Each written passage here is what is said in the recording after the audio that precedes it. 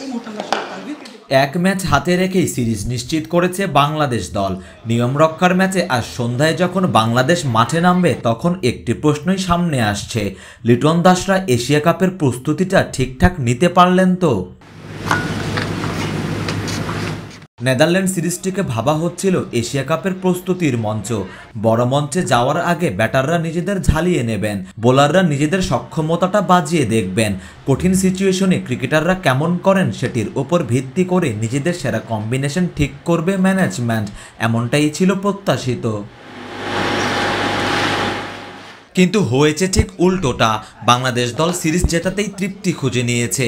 পরপর 3টি সিরিজ জিতে বাংলাদেশের আত্মবিশ্বাস বেড়েছে ঠিকই, কিন্তু নেদারল্যান্ডসের সাথে জেতা সিরিজ থেকে পাওয়া আত্মবিশ্বাস এশিয়া কাপের মতো বড় মঞ্চে কতটুকু কাজে আসবে সেটিও একটি বড় প্রশ্ন।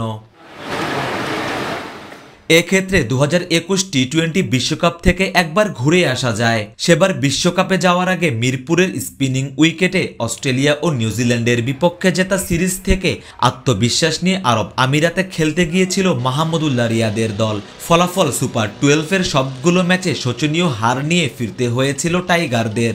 যেই অজিদের বিপক্ষে সেবার 4-1 ব্যবধানে সিরিজ জিতেছিল বাংলাদেশ, বিশ্বকাপে তাদের বিপক্ষেই কিনা অল আউট হয়েছিল মাত্র 73 রানে। তবে এবার লিটন দাসদের সামনে সুযোগ ছিল সত্যিকারের প্রস্তুতিটা নেয়ার, মঞ্চটাও ছিল প্রস্তুত। সিলেটের ব্যাটিং স্বর্গে 2 ম্যাচেই টসে জেতা বাংলাদেশ চাইলেই আগে ব্যাট করতে পারত, ভয় ডরহীন ব্যাটিং করে বড় রান করার চেষ্টা করতে পারত। স্কোরটা বড় না হলে বোলাররা কিভাবে সেই রান ডিফেন্ড করে সেটাও বাজিয়ে দেখা যেত। অথচ নেদারল্যান্ডস একটি ম্যাচেও বড় সংগ্রহ দাঁড় করাতে পারেনি।